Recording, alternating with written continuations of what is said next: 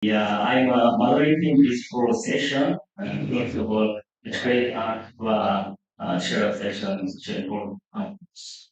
The interest in AI and digital and sexualized growing the area you know, and it's changing our society into something very people from different unknown. And digital is already having a huge impact on education. And under these circumstances, there is discussion on what a student is in the new era and how students should change and what are the measures for implementing and evaluating station education will have to be made quickly. So you say that this conference is very significant in this respect, and I expect that the full session, I mean this session will be particularly interesting in terms of looking at the statistics of student education. And I have just mentioned, the session will have four presentation and discussions on the topic of micro approaches to student education. Okay? So the time allotted seems to be around 200 minutes, which means that we'll have around 14 minutes per topic and exclude breaks, 20 minutes. And as previously announced, each event will be asked to give a 15 to 20 minutes presentation, and discussion will have around 10 minutes. Okay, and to talk about the presentation. After the presenters response to the discussion, we will take questions from the floor, I mean from the audience, if there are any. So we can assume that it will take around 30 to 40 minutes per time, depending on the circumstances. If we run out of time, I will just time according. I'll let you know when we have time, given time pass. Okay? Before we start, let me remind you that all presentations and discussions in this session should be conducted in English. Right. Even though we are not American, but you have to. So, although I'm moderate, as you can see now, I must speak English very well. So, I would like to ask you to simpler expression, easy word, and to proceed at an appropriate pace, like me, when presenting this question. Okay? Yeah. This will also be helpful for other people who are not comfortable with English, especially like me. Okay? Thank you very much. Then let's get started. Okay. Just the first presentation is titled The Presence of Social Minorities in High School Social Textbooks in the Post-Democratic Era in South Korea. Yeah. And we are going to have Professor Lee Jung-woo from Suncheon National University and Moon Ji-young from Seoul National University in South Korea. These are all working with the uploads.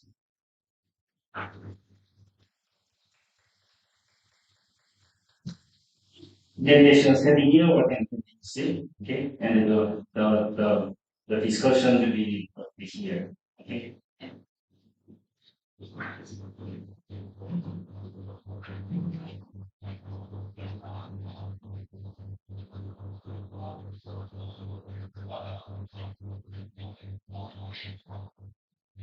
Hello, my name is Jung Lee from Suncheon National University in South Korea.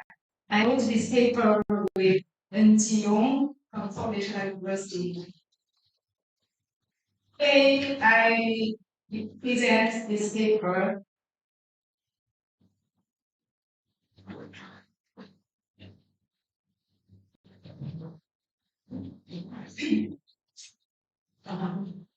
The title is Presence of Social Minorities in High School Social Studies Textbooks in the Post-Democratic Era in South Korea. South Korea is the only country that simultaneously grew its economy and established democracy. At the same time after World War II. South Korea's compressive modernization rise from social minorities who have been left out of the race, growth, and development and have not been able to enjoy the fruits of growth and development. After achieving a certain level of economic growth and privilege, the voice of various marginalized social minorities began to emerge. But as a backlash against that also emerged.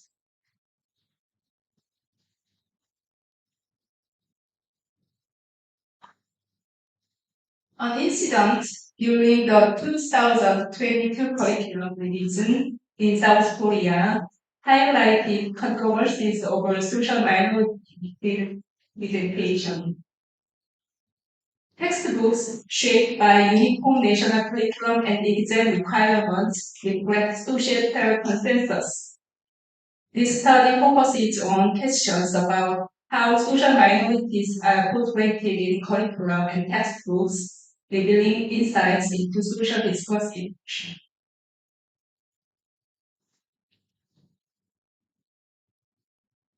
So you can see the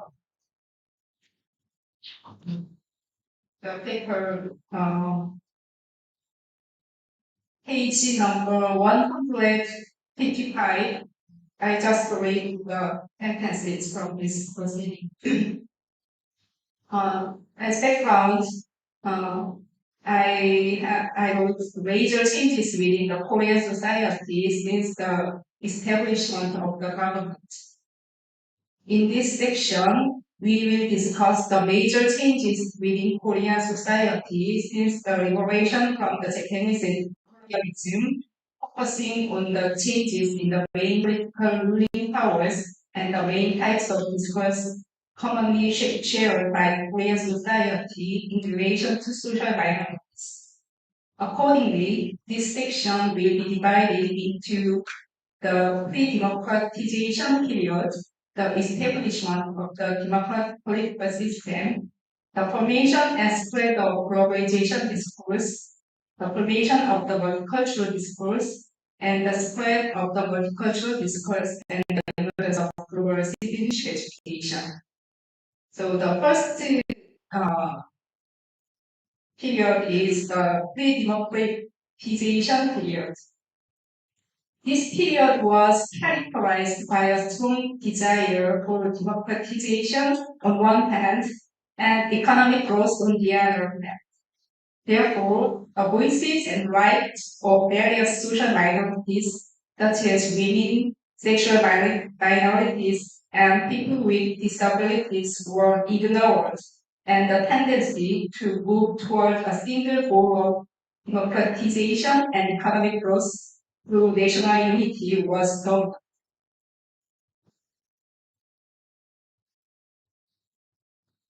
And the second period is the period of establishing a democratic political system. The year 1987 was a monumental year in South Korea's history of democracy. The constitution was amended and the presidential election were held in late 1987. This period also marked the end of the Cold War with the reunification of East and West Germany and the collapse of the Soviet Union. South Korea also grew economically to a considerable extent, which gave it an edge in rising competition with North Korea. The growth and changes within the Korean society, including the establishment of procedural democracy through the direct presidential system, rapid economic growth, and the fall of the communist regime, have led to the outpouring of voices demanding rights for social minorities. And the third period is the period of formation and spread of the globalization discourse.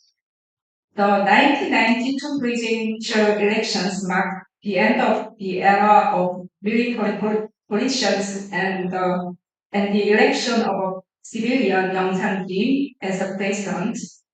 He spread the discourse of globalization to all sectors of society in preparation for joining the OECD. In particular, The May 31 Education Reform Plan, announced on May 31 in 1995, argued that education reform was necessary to improve the national competitiveness in the times of globalization, which had a major impact on the direction and implementation of educational reform in Korea since then. This early 1990s marked the official emergence of the LGBT movement. Homosexual rights organizations began to form, mainly at universities in the Seoul area, and raised the issues of LGBT rights in Korean society, causing a storm.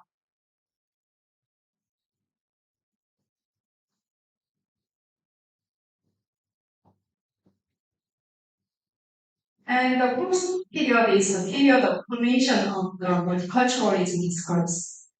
In the aftermath of the 1987 democratic uprising, the Great Workers' Strike led to significant increases in workers' wages. Consequently, migrant workers took over low-paying jobs, leading to a steady increase in the number of foreign workers since the late 1980s. To cope with the increasing number of migrant workers, the government introduced the employment permit system in 2003. Meanwhile, the number of unmarried women has increased because of increased educational opportunities for women and their rising social status, and the growing economic strength of South Korea has led to an increase in the number of foreign women marrying Korean men. The Korean society, which emphasized national unity based on the monoethnicness, has transitioned to a government-led multicultural society. Beginning in 2006, the government implemented various multicultural policies throughout various departments, and multicultural education became a major agenda, especially in the field of education.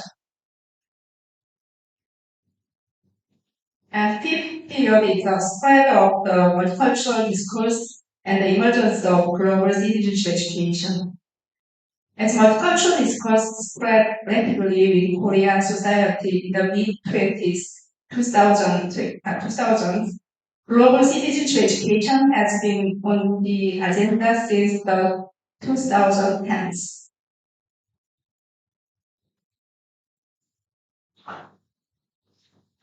The second part is the curriculum revision and textbook balance system in Korea. Page number 161. South Korea has a centralized education system in which the curriculum developed at the national level is applied uniformly throughout the country. Since the democratization, the country has been gradually diversifying its curriculum at the local and school levels, but the overall system has remained the same, with all schools across the country learning the same content for the same subject and taking the same assessment. Since the development of the national curriculum after liberation in 1945, a curriculum has been revised every 5 to 10 years. Each curriculum reflects the political changes at the time of its revision. Because of the time limit, I would like to skip the development of curriculum except for 2007 and 2015.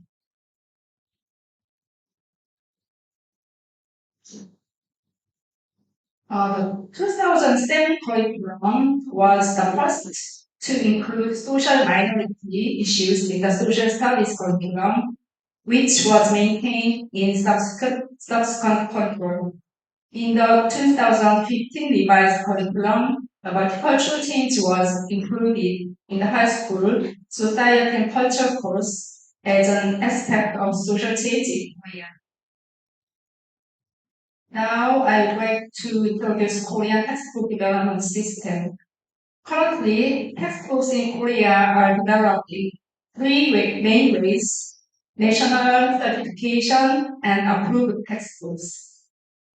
In case of social studies, the system of certified textbook began to partially adapted from the fixed curriculum and sixth curriculum, which is in line with the trend toward diversification of educational content.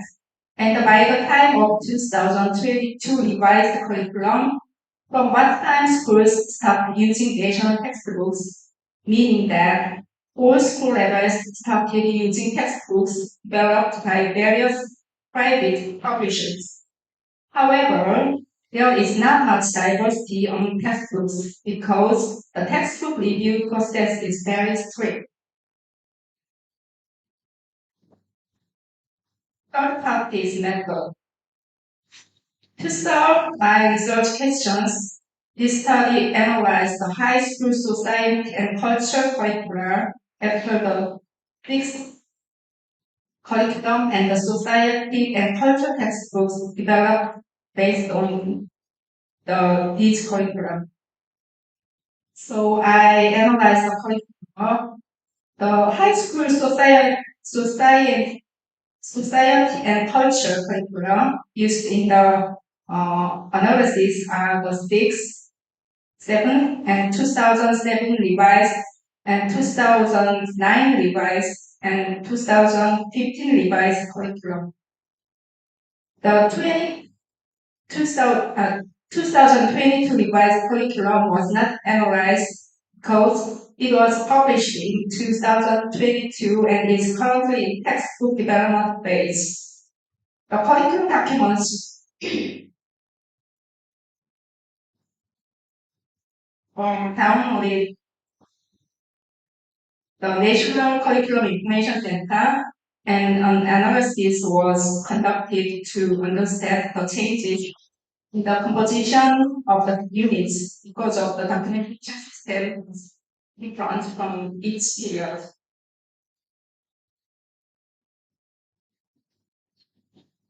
And we analyzed the textbooks. Since high school society and culture textbooks have been subject to the certification system since the sixth curriculum period, textbooks from different publishers have been published during each curriculum period. We chose textbooks from publisher A for our analysis. Publisher A is generally considered to have a high market share of published textbooks, and it is also the only publisher that have published certified textbooks in all the periods analyzed.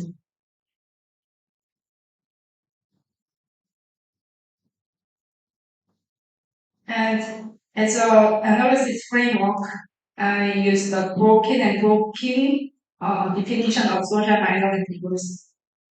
Dworkin synthesized previous sociological research and defined social minorities as groups characterized by four characteristics: identifiability, it's very pronounced, and differential power, and differential and relative treatment, and group awareness. They explain that a minority group is an actual group of people who interact with the majority group in terms of group membership, and it's not a simple statistical category, or rather implies social organization, social relationships between members, and so on. In doing so, they emphasize that it is important to recognize that no group is fixed as a social minority, but rather that some groups emerge and others assimilate into the majority group, so that a given minority group may possess more or less of each of the specified qualities. It is also important to keep in mind that these qualities are group characteristics, that individual group members may possess more or less of the characteristics, and that The characteristics may vary according to the time period and geographical region.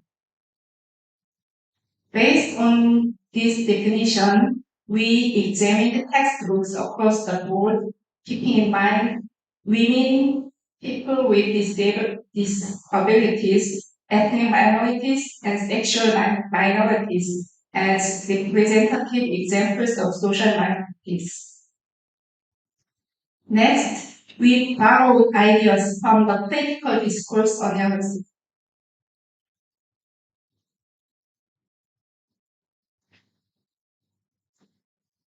to analyze how the content represents the group.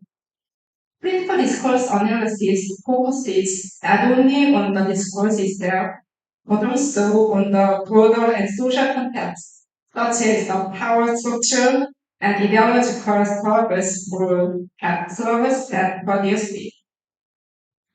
Based on these ideas of critical discourse analysis, this study analyzed both the surface and deeper meanings of the paragraphs and sentences in which social minorities were presented and sought to identify how those related to the social context of the curriculum period were presented.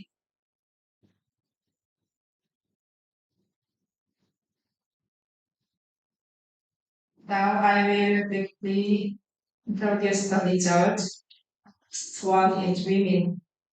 Across all curricular periods, women were the most frequently described group in the context of social minorities. However, there is a slight difference in how gender inequality issues are described in any curricular period.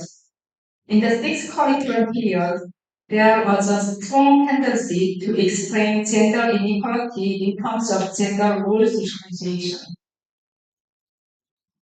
In contrast, since the 2007 curriculum, which began to treat gender inequality as a minority issue, there has been a tendency to present causes of gender inequality based on various feminist movements. For example, to present views of radical feminism in addition to liberal views. However, this explanation of theoretical perspectives remained largely unchanged from the 2007 curriculum through the 2015 curriculum. Number 168. So we would like to conclude that the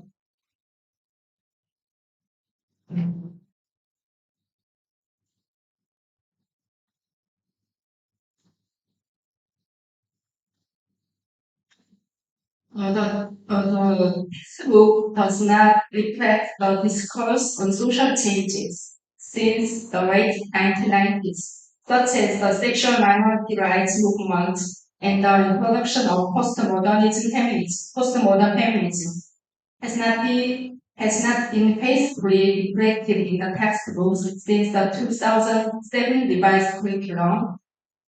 Compared to the sixth curriculum, where the acceptance of social discourse, such as the achievement women's movement, was relatively quick.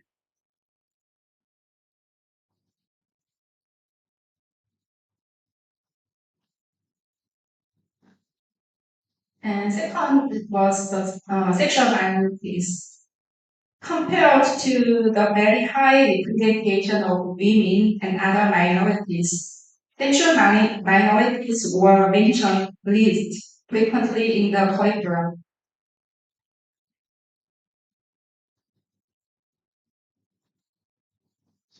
As an example of social minority, sexual minority issues are a hot topic discussed in many circles of our society, but it is fair to say that sexual minority have become a non-existent group, and this in the society and culture has.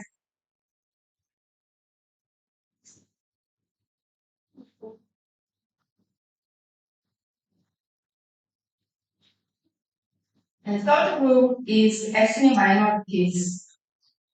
Ethnic minorities are the second most frequently represented social minority group in textbooks besides women, but the context of their representation varies by the curriculum period. In the sixth curriculum, racial and ethnic minority issues were introduced when describing historical examples of such programs in other countries. This term was maintained also during the seventh curriculum period.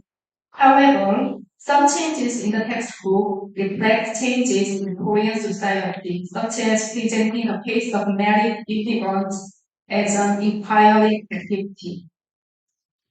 The highest number of references to ethnic minorities were found in the 2007 curriculum. Since textbooks based on the 2007 revised curriculum were developed after 2006, when the government announced the transition to a multicultural society and began to implement full-fledged multicultural education policy, it can be interpreted that the textbooks actively reflected these social changes. However, ethnic minorities have been mainly explained in terms of cultural diversity and social issues, such as discrimination against foreign workers and domestic violence against migrant women in a marriage, which have been publicized since the 1990s and have not been actively addressed. In the 2009 curriculum period, the term culture was made explicit, emphasizing that our society is no longer monolithic around ethnic issues. Since the 2007 curriculum period, ethnic minorities have been increasingly treated as part of life in Korea, rather than as unusual groups in other countries. However, as other study points out, they have been limited to portraying migrants as passive victims of or as resources for the economic benefit or cultural enrichment of the country. While these approaches contribute to highlighting the severity of discrimination against foreign workers in Korea, it leaves out the questions of why this is happening and what is wrong with it. This can be led to ignorance of the structural discrimination against foreign workers and by seeing them as the other, forgetting that they are citizens with equal rights.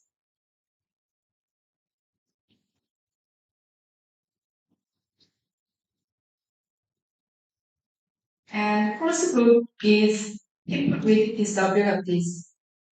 Disabled people have appeared in the introduction of various welfare systems in the social welfare unit since the sixth curriculum period.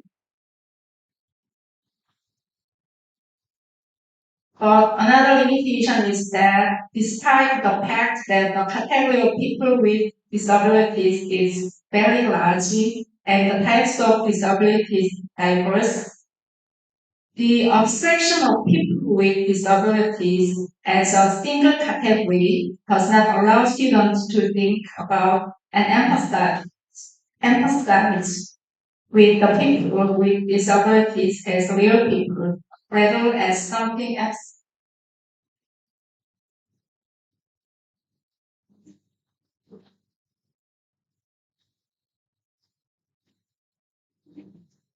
The fifth conclusion is that in addition to women, ethnic minorities, people with disabilities, and sexual minorities, the elderly are the groups most frequently mentioned as another social minority. Older adults were mentioned as one of the targets of social welfare in all curricular periods and began to be referred to as examples of social minorities in the 2007 curriculum period, when the topic of social minorities was introduced. The most diverse types of social minorities were mentioned in the 2007 curriculum. In addition to the elderly, a number of other groups have been mentioned as examples of social minorities, including children, youth, homeless people, temporary workers, religious believers, residents of certain areas, those Korean refugees, poor single-parent families, and single mothers.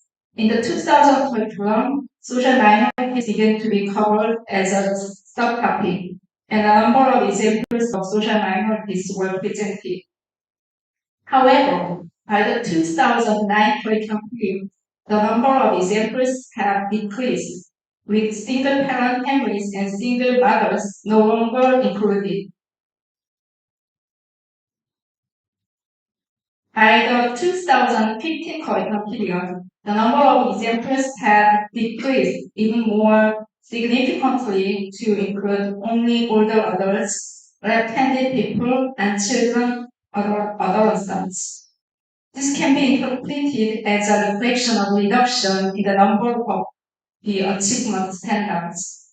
As the curriculum has been revised over time, so the number of examples reported in the textbooks will still be reduced. However, while society has become increasingly more complex and the range of social minorities has expanded and changed, it is worth asking whether current society and culture textbooks passively reflect the social changes.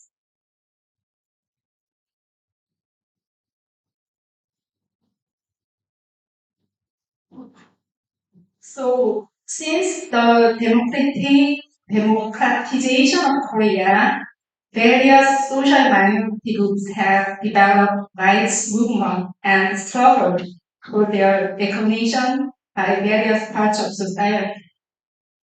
But the voice of changes have not been faithfully reflected in text. As textbooks gradually shrink in size in response to the policy plans of reducing the amount of learning, the content of social minorities have also decreased, and social changes have not been fully captured. This is somewhat different from the expectation that the inclusion of social minorities as a topic of study in the 2007 revised curriculum would result in a better representation of the voice of various social minorities. In some ways, this could be interpreted as a result of textbooks being more sensitive to changes within society. As I mentioned in introduction, as the voices of various social minority groups have become louder, the backlash movements against them have also become visible. The textbooks that are written need to pass a test to be approved for school use, and even after passing the test, they need to be selected by enough schools to be profitable to publish. In such a reality, the current state of textbook may be a compromise between the voice of social minorities and the voices of English. While, while textbooks alone do not determine the success or failure of citizenship education, multiple compromises and trade-offs, compromises as to the curriculum, compromises related to the textbooks, and compromises on Western practice have been made to create the current status of citizenship education. So it is necessary to have a more active discussion on how to include social minorities in the textbooks for better kind of citizenship education in the future. Thank you.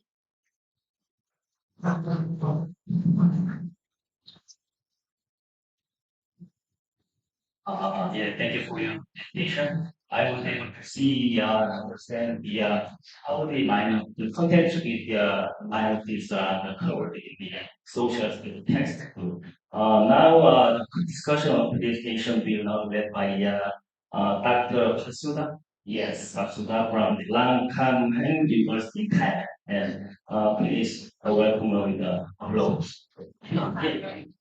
Yeah.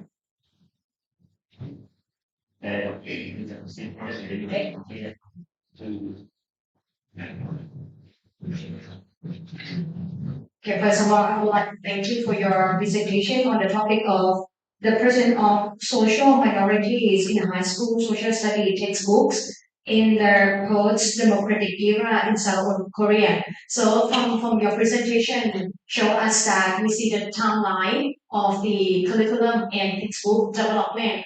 But I have a little bit something to ask that I see from from the presentation that the textbook was developed by the national private publisher, or you say that certification textbook, right? And then the third one is approved textbooks, right? So what is the difference between the second one and the third one? Answer. Yes. The certification is the first test the textbook, and after test the test, the textbook which test the test can be used in the school, but the approved system is different.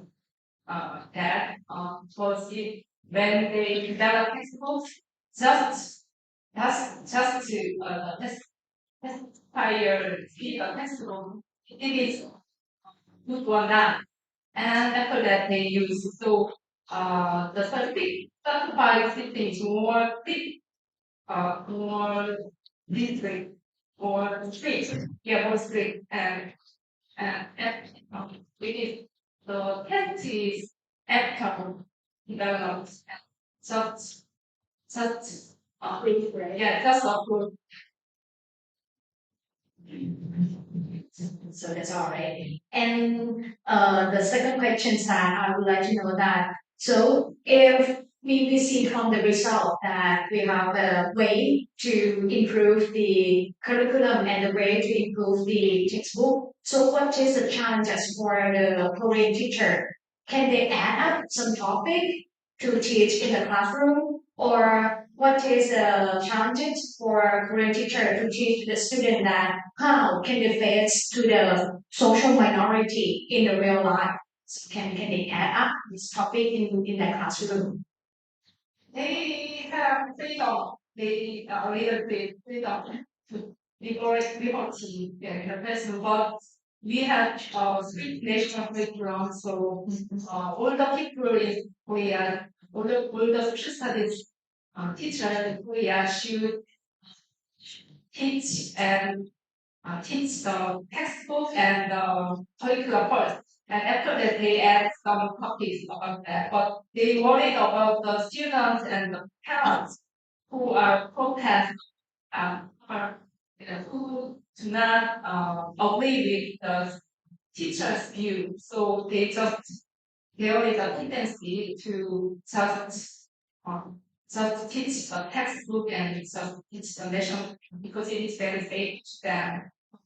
Yeah, is that what I mean? Yeah, I got that because in actually it's similar to Thai context that we have to base on the standard curriculum, and then we have to teach follow the standards and the indicator, and then but actually, we can call content based in our classroom that the student have learned a lot of content to do the exam for the graduate student or undergraduate student to be okay. But we open or give a chance to the teacher to integrate or this topic in the social studies. So it's similar to the Korean, I guess. Okay, so do you have any question? It's interesting for the textbooks. The textbook is in history, textbook, right? Society and culture. Society and culture is sociology. Yeah, by sociology. So social studies textbook, Yeah, but it's a theme on society and culture. elective course in high school. In high school. Yeah. Okay, it's interesting that because say that I would like to continue. I want to know that how the textbooks written by government com- committee, right? And also with the private one go on. I don't know that in Korea, but in Thailand. Now we don't have the government, for Ministry of Education to publish the textbook. But before that we have, and then we have the private company that write the textbooks. And in Korea, there's only or two for the government agency and private. Korea, almost every textbook is written by private. All private, also private. Yeah, but the certification system. And then by the government. Yes. Okay, but now like in Thailand now, in private, because before that we have the government and the private. But when we use it, usually maybe the private one is more famous than the government's textbook. So now just only private. And with your research, it's that it seems that the textbooks changes according to what's going on in the society, right? And it's very interesting. Uh, and how let me and how when you said in your conclusion that it's a combination, right? The success relying on combination of curriculum, textbooks, and classroom practices. So I'd like to know that what the classrooms practice for teaching social minority to teach the topic, this topic, right? Social minority, how what the classroom practices that usually the teachers use to teach. You understand? Could you just like may I sum up for your questions? So could you please explain about how the teacher teach that student with this topic in the classroom? Yes. Yeah. Topic, social Uh-huh.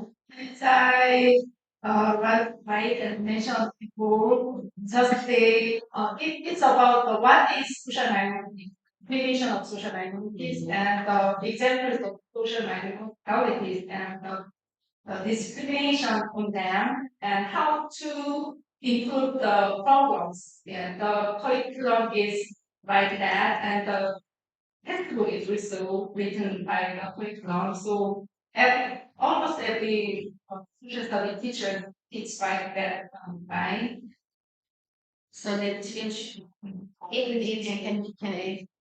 I want to corroborate this that in the textbook with the culture and to the society, the culture. Yes. So there are many topics, right? Yes. Okay, one topic is rely on social minority. Topics. Topic in social and culture. So society and culture is the name of the textbook, Yeah. right? And in the name of the textbooks, there are many topics. Yes.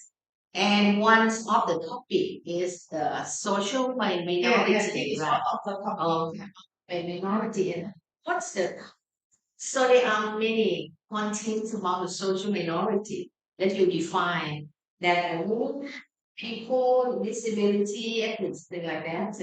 And what's the topic is topic, and let's know that what's the content, what's the issue of social minority? What is the issue? The issue of content of social minority. Like, for example, like the topic of history of Korea.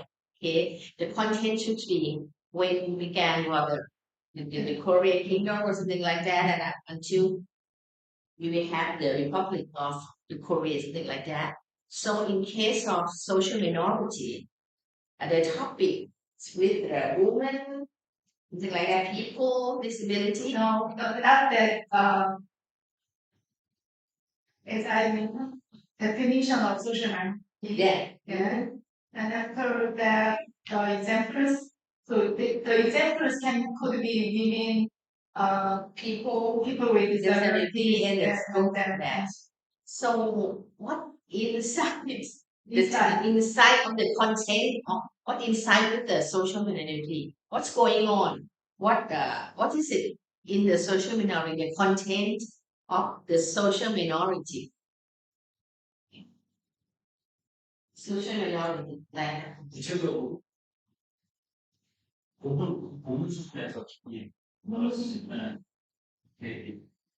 It's different by every publisher. Yeah, but the main thing is like that the definition and the examples and okay. yeah the problems and how to prove that it, yeah. But the specific is different from publisher.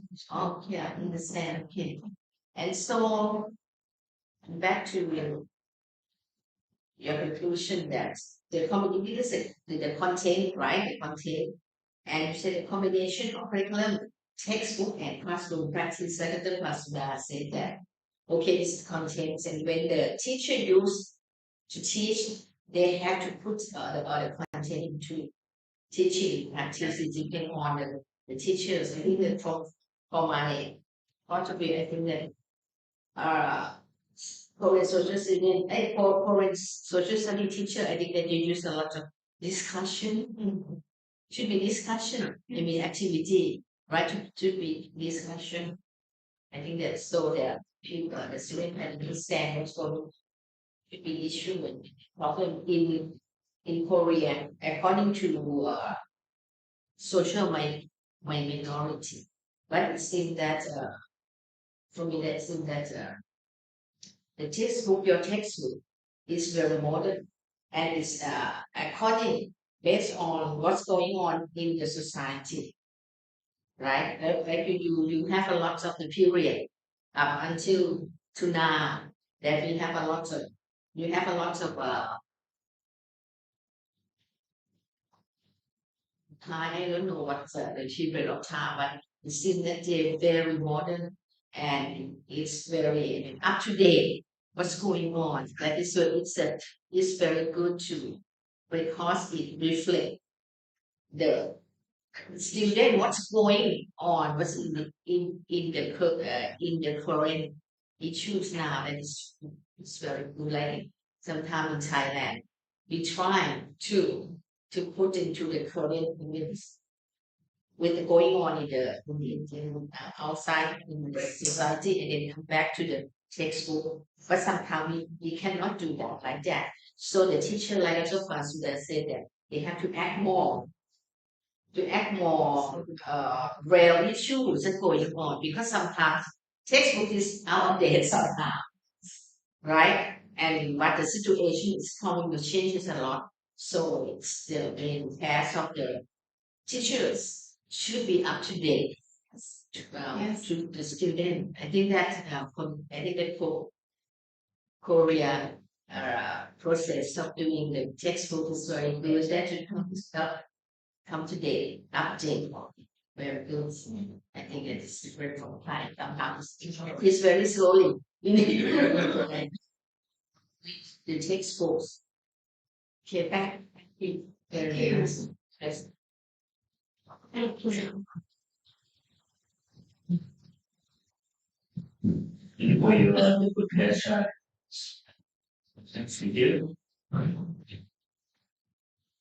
Am I considered? Yeah, like it is. So, goodbye. Music test. So we are going to move to the next stage. Yeah. Second, the presentation is on the integrated ethics issue guideline and computer-based learning implementation, created by the Dr. Costa. Yeah. or with applause.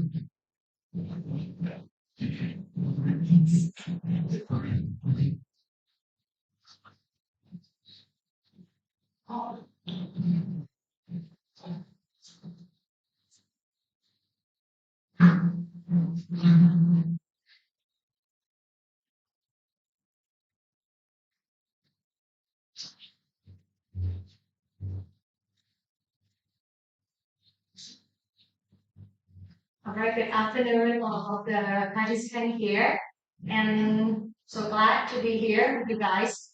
Okay, my name is Pasudha Pakapong from Srinakarinwirot University, and today my topic is undergraduate students activity citizenship, a guideline of phenomenon-based learning implementation. Actually, I would like to inform first that it is a part of my dissertation, and I bring it up to be a guideline. So it's going to be a little bit different from you guys to present today that you guys are going to present just like a research article, right? But for me, just like a academic article because it is a part of my dissertation or my thesis. So let's see what's going to happen in my presentation. So the first one. Okay, so for my presentation, going to be divided into 4 parts. The first one, I'm going to inform about what is the active citizenship. So I bring out the definition or the meaning of some of the educator or academic expert to show you out that what is the active citizen. And then the second part, phenomenon-based learning. For this part, I'm going to talk about the principle and the teaching step of the phenomenon-based learning. And the third one, phenomenal-based implementation. For this part, I would like to show some sample that I apply this teaching method in my own class. So just I said that it's a part of my thesis. So I can show some results that what happened in my classroom. And then the last one, conclusion and further study. I'm so really appreciate if after you listen to my presentation and you are interested in and apply this in your classroom, in your country, in Korean and Japan. Okay, so let's see the first part of my presentation about the active citizenship. So what is the active mean or what is the citizen mean? Okay, so UNESCO 2018 said that a sense of belonging to the global community, a common sense of humanity, and thereby a sense of community towards global well-being. So it means that the global citizen have to respond to everyone, not just only rich, poor, children, young, old, but everyone. And then you have the responsibility to political, economic, social, cultural, environment, interdependency, and interconnected between the local, national, and the global arenas. And so we have to scope down to the Thai context. So for this one is Professor Prinya Thewanaramitun has defined the meaning of active citizen, just like being a member of a society with freedom along with responsibilities, rights, liberty, and duties. The ability to respect social norms, accept diversity, along with participating in the possibility of solving problems in their own society. And let me show another one, the third one. So this is the meaning from the Thai Civic Education 2013. The legal relationship between an individual and a state with a sense of their national ownership.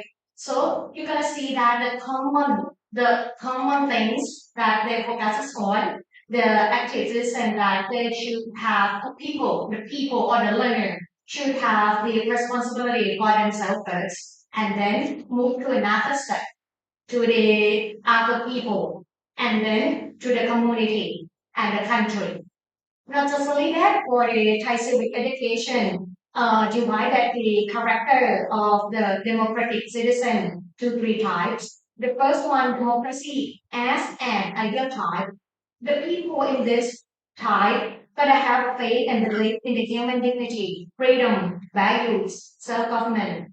And the second one, democracy as a political regime. So the people of this kind gonna believe that the supreme power belongs to the people. They use their power through elected representatives. And the third one, democracy as a way of life and daily life.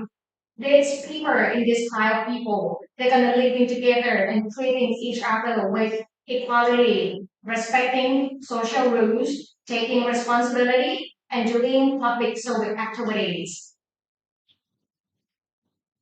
So from the meaning of or the overview and then scope down to Thai context. And then I have to scope down more about the education. So if I have to mention to the Commission on Higher Education Standard 2018, define active citizen as having morals, adhering to righteousness, appreciating and conserving Thai identity, and working together to create sustainable development and peace at the family, community, society, and global community levels.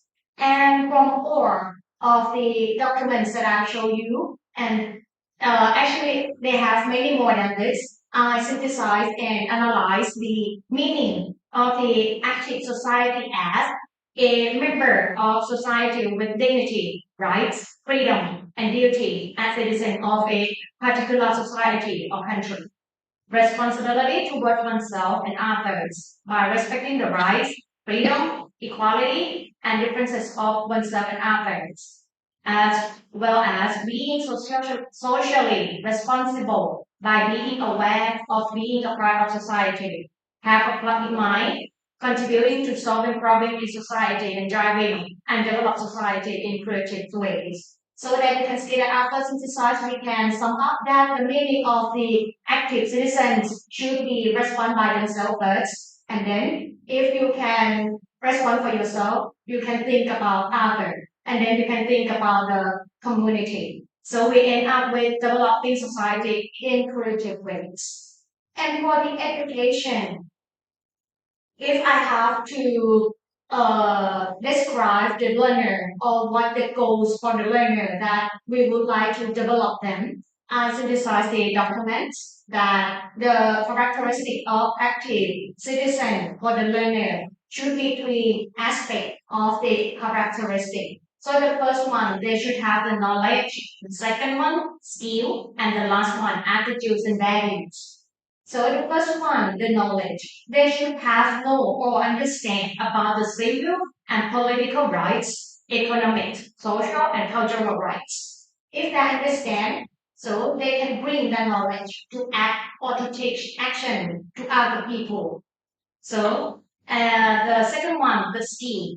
They should know or practice the thinking skill, decision-making skill, searching and inquiring knowledge skill, communication skill, teamwork, self-reliance, self-responsibility.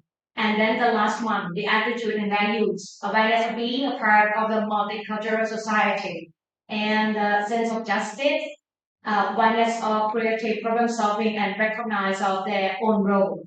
So if they have three or aspects, they can use or apply all the knowledge and skill and attitudes to other people. Okay, let's move on to the second part of my presentation that we're going to talk about the phenomenon-based learning. This time that I have heard and seen about the phenomenon-based learning is from this website. It is from Finland, and it's mentioned that phenomenon-based learning is multidisciplinary learning module to enhance learners' transversal competency. Not just only that, the learning management emphasizes integrating teaching between subjects through project work.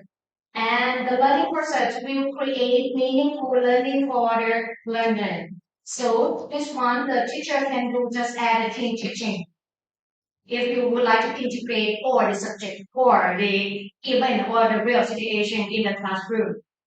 So for this one, I sum up the meaning of the phenomenon-based learning as the phenomenon-based learning adopt real life phenomena as a foundation to inspire learners and promote their inquiry knowledge. So the teacher can bring up the phenomenon or the real situation into the classroom, and then the learner or the student can set up the questions and find out what is the answer of their own question. They can design their own learning process. They can design their own learning task, and then they can create a new knowledge and skill in the classroom. So this is the meaning that I sum up from the documents. Not just only that, about the principle of using phenomenon-based learning. This is from the website that I mentioned before, that the principle of the phenomenon-based learning have 5 principles. The first one, the holistic setting. This one gonna focus on exploring phenomena with understanding of real-world situation. That I mentioned that you can bring the situation or the event from the real world into the classroom. And the second one, authenticity. The use of methods, tools, and materials in real world to learn and solve the problem that make the student aware that the things that they learn in the classroom can use in a real life, can solve the problem in a real life. And the third principle is going to be contextuality. Contextuality is using real situation, so cannot be predetermined or you can unpredict it. Because sometimes you bring the situation out of the class and you're gonna get the creative answer from the student. So you can predict what happened in your class. And the fourth one, problem-based inquiry learning. This one, the learners ask the question. So then they have to find out the answer by themselves. So what is the duty of the teacher? What is the things that the teacher have to do in that classroom? The teacher is supposed to be the facilitator for their student, to guide, to give the example, to give suggest that which learning resources that they can access to find out the answer. And the last one, the learning process. This one, the learner can plan their learning process and tasks that we can make a deal in the classroom that what are you going to do after you learn in this situation or learn in this content? So they can plan by themselves and make a deal in the classroom and do some the Rubik's score for scoring their task.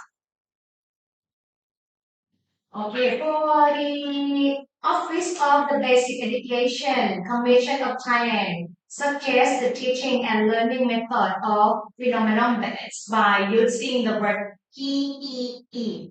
The first P is the planning. Just as I asked you that, just like in Korean, we still have the standard curriculum. So we will still stick on, we stick on the standard and indicator.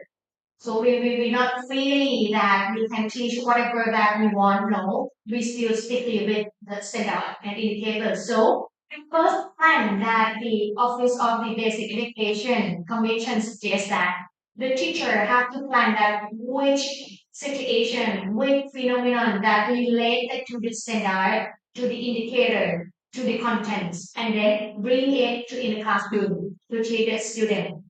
And the second one, execution. This is about the learning design, the teaching design. That teacher can choose or pick which method that is active learning method to teach in their own classroom. You can apply this. And the last one, evaluation. This one, the Office of the Basic Education Commission suggests that the teacher should use varieties of methods to evaluate or to assess the student. They should use the formative assessment, summative assessment to study about the learner outcome. And then I synthesize the teaching process from the principle. I synthesize and analyze the teaching step into 7 steps. Let's see the first one, the teaching design, just like a planning. So you have to choose or pick which standard, which indicator, or which content to suitable with your learner. And then the second one, select of phenomena. If you know the content that what you're going to teach, if you know is your learner, and you know that which standard, which indicator you're going to teach, you can select the phenomena that suitable for the content. And the third one, learner encouragement. This one, we're going to give the student the chance ask the question, what will they would like to learn in the classroom about this topic, about this phenomena. But just like I said before, we still stick on the standard and the indicator. So we bring some phenomena in the classroom, and then they have to suggest or give some more phenomena that related to the content, to the standard, to the indicator. Okay, and then the fourth step, investigation. After the student decide that which phenomena that they would like to study more, or which topic they would like to study more, we as a teacher should give a time to the student to find out more information. And in this process, don't forget, as a teacher, you should suggest some learning resource to your student, just only for base score, and then they can have five more outside, more than the given in the classroom. And then the fifth step is summarizing. This one, actually the role should emphasize on the student, on the learner, that they find something new outside and then come back to the classroom. They have to present what they found out, what they find out. And then the teacher as a guideline, as a guide, to give some more information to the student. And step number 6, confirmation. After they find enough information, at this one they have to come back and discuss in the room and find out the solution and find out the way how can they help to solve the problem, how they can help to solve the phenomena that we talk about in the first step and in the second step. And if they can create the activities or the project or something else that they can do in real life, they can do it. They can plan to do in a real life. And then the last one, evaluation. After they take an action to do the activities, to do the project, come back in the classroom and talk about it and evaluate it. And this part, I would like to the teacher to think about that if they have to analyze or assessment, or to assessment, they can do the self-assessment, teacher assessment, or the peer assessment to evaluate the product, the activity, or the project, to evaluate their learning process, and to evaluate the learning outcome for the evaluation in this step. And let's move for the third part of my presentation, phenomenal-based implementation. So I would like to give the sample that I use in my own classroom. So my responsible subject is CSO 2213. The name of the subject is civic education, and the level of education is undergrad student. So for this one, I have to teach them about the characteristic of active citizenship. So I just focus on my content, what I would like to teach to my student. And then I choose the phenomena that suitable or along with the content. So I select the two of this. Downtown girl who raised millions for malaria nets, treated as hero in Taiwan.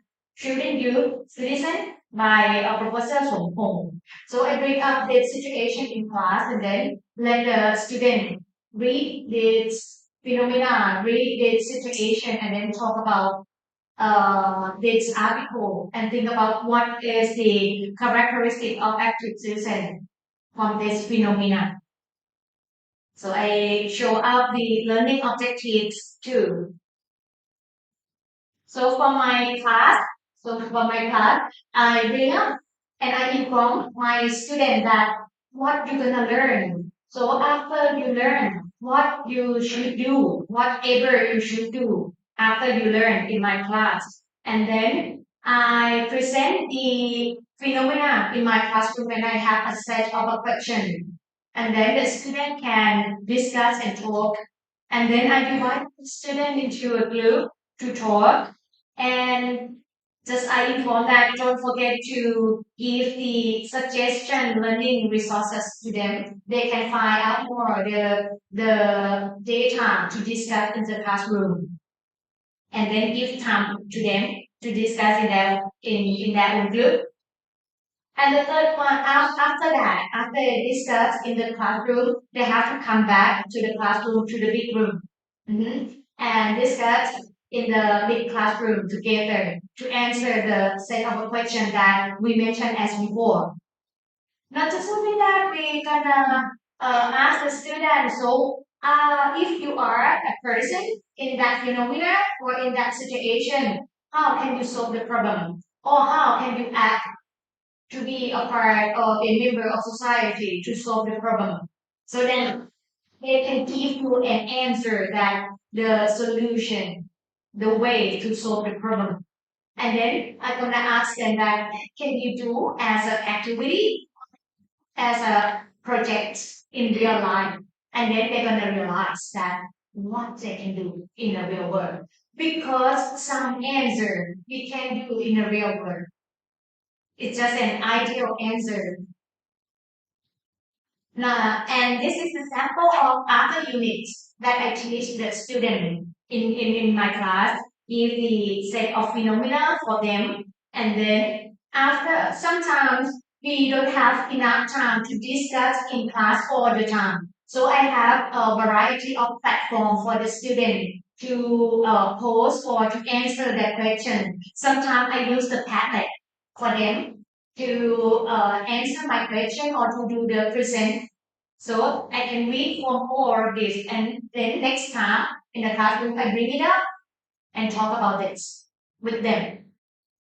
Not just only that, I use the Google slide for them to do that. Okay, if you have a group, you can talk and then you have to note down in the Google slide, and then I can see all the answer from them and see the process of learning in each group. And then I can sum up the time. This is a sample of my student work. And the last one that I taught, that after they suggest the solution or the way to solve the problem, I'm going to ask them that can you do in the real world? Some of them do the projects. So this is the learning outcome of my student. They do the project about the environment, about the welfare in the real life that they can do, especially during the pandemic.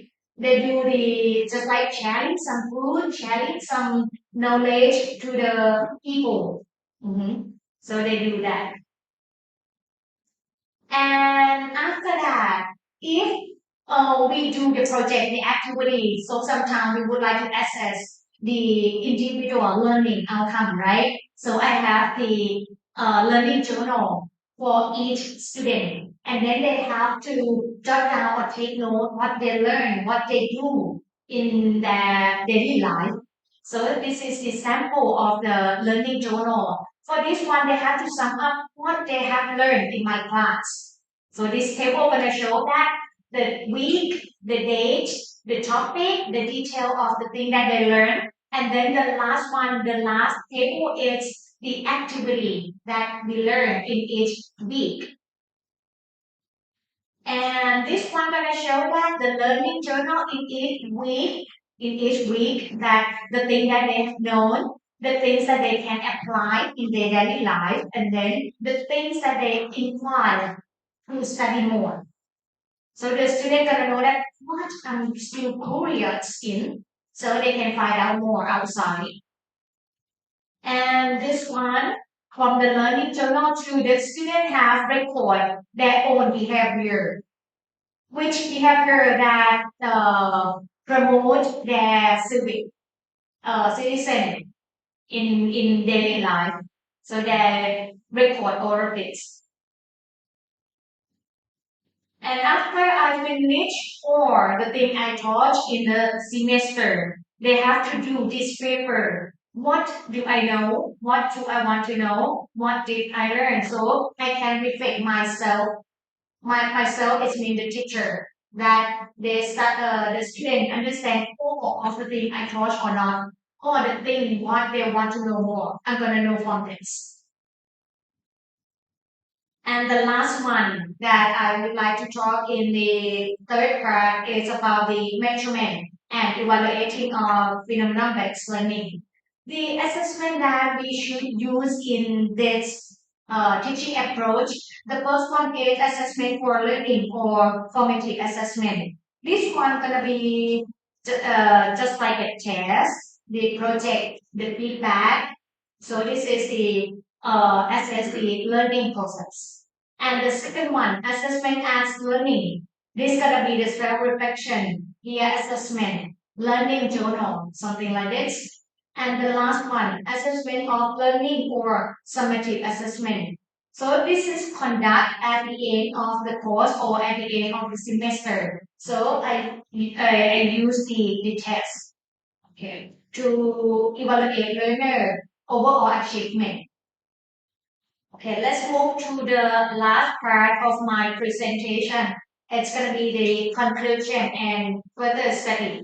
So I would like to sum up once again that phenomena-based learning gonna focus on using a real life phenomena. So this gonna make the student aware that the thing that they learn in the classroom can use in the real life. And not just only that, this teaching approach gonna encourage learner to explore and investigate in the complex world, in the real situation. And the next slide, the learner are active, engaged, inquiry, and critical thinking. As you see from the teaching set that they're gonna find out by themselves by searching for many learning resources outside of the classroom and then come back to talk and exchange their idea. And then the learning process typically involves cross-disciplinary activities. Actually, for the from Finland, they would like to study just like disciplinary, but for Thai context, for my classroom, I have to say that I can do the full option like in Finland. I still stick on the content, but it's gonna be a little bit overly more than basic education that they can find out more the things that they would like to know more than the basic education. Okay, and the last one that I said, after I present, I would be really happy, would be really appreciate if you interested in and you get inspired to use this method in your teaching classroom, in your practical. So the further study, maybe you can investigate impact of the phenomenon-based learning on developing active citizenship skills just like a critical thinking, problem solving, social responsibility, and civic engagement. Not just only that, to examine the role of the teacher, training, and professional development program. Okay, and then what else that you can do more? To investigate learners' perception and experiences with phenomenon-based learning. Mhm. And to study the way in which phenomenon-based learning can lead to activities and beyond the classroom. So this is all for my presentation. If you have any questions or comment, I would be appreciate that. Thank you.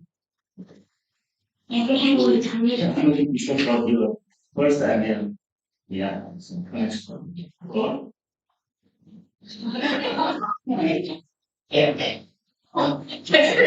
I'm not my discuss about these issues. I'm going to make the keep I we're going to have the suggestions, but I got keys and I got from your presentation, so I am answer.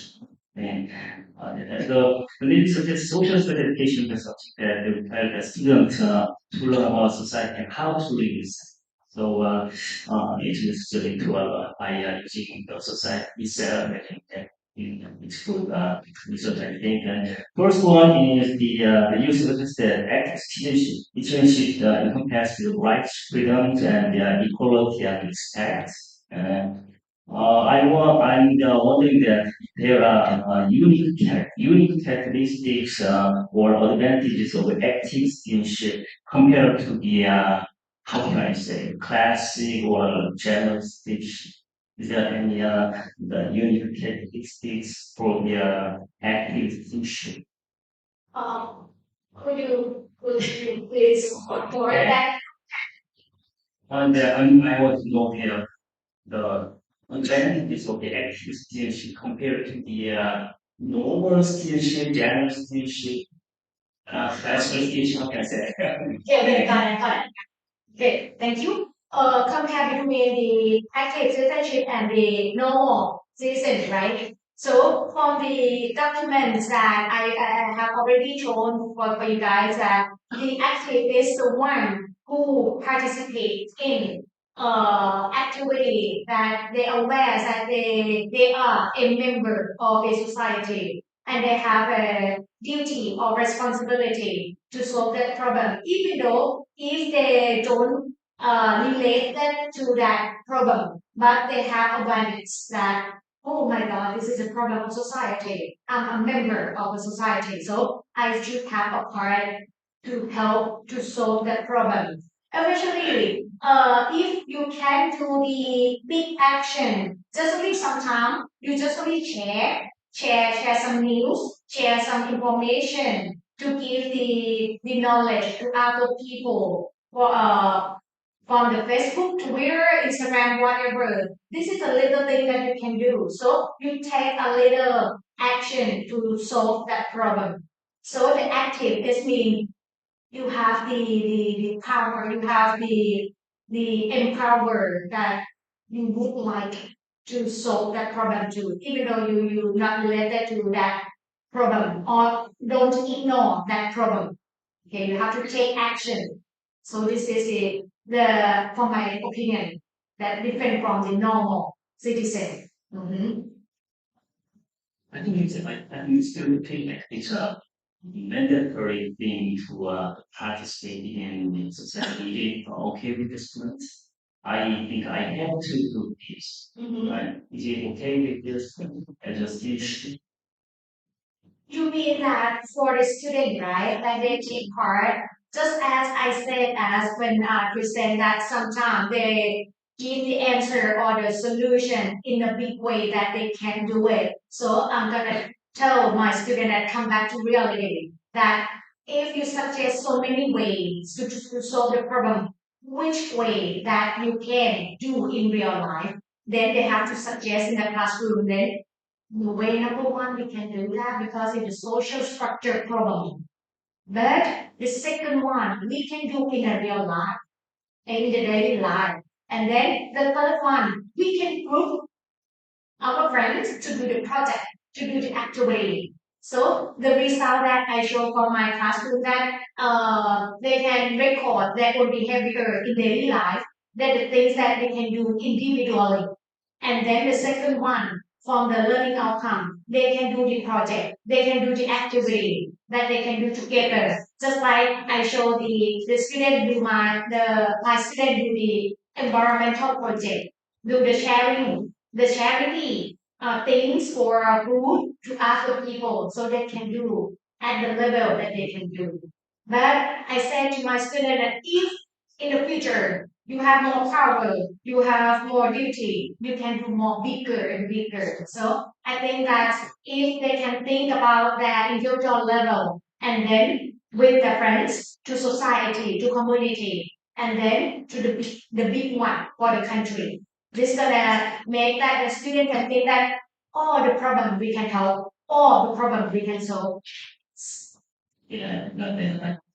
The next question is there seems to be an important feature of a phenomenon-based learning compared to the traditional PBL, problem-based, project-based learning. So, can you tell me that what are the important characteristics of phenomenon-based learning compared to the problem-based learning or project-based?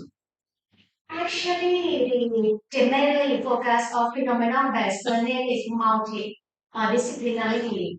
So they can use so many subjects that related to that situation or that phenomenon, no boundary in teaching in that phenomenon. But just like I said, that the limitation of my study that we still stick on the content, we still stick on the standard. So if we go to the classroom, we gonna say that so it's phenomenal connected to our content, which content?